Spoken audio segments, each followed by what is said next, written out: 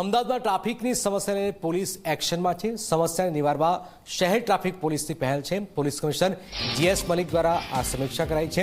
Police commissioner દ્વારા traffic વ્યવસ્થાનું નિરીક્ષણ કરાયું। સમીક્ષા દરમિયાન ઉચ્ચ અધિકારીઓ પણ હાજર રહ્યા છે। નાના ચિલોડા સર્કલ ખાતે બ્રિજ નીચેના 2 કટ બંધ કર્યા। બંને કટમાં 100 મીટર અંતરે ડાયવર્ઝન અપાયું। ટ્રાફિકની સમસ્યા ન થાય તે માટે કટ લંબાવવામાં પણ આવ્યા છે।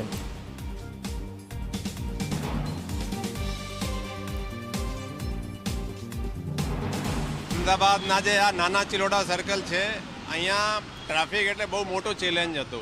અહીંયા સર્વે કરાવેલા તો 1,28,000 જેટલા વ્હીકલ્સ એક દિવસમાં પાસ થતા હતા।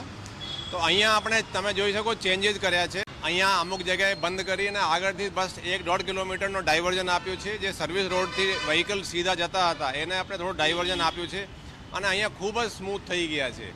ઇનફેક્ટ આજે આપણે બીજા પણ ચેન્જીસ જોયા। એક ઇન્દિરા બ્રિજના સર્કલ છે, ત્યાંથી લોકો વચ્ચેથી કટ હતા એ ઘૂસી જતા હતા, તે બંધ કરાયા।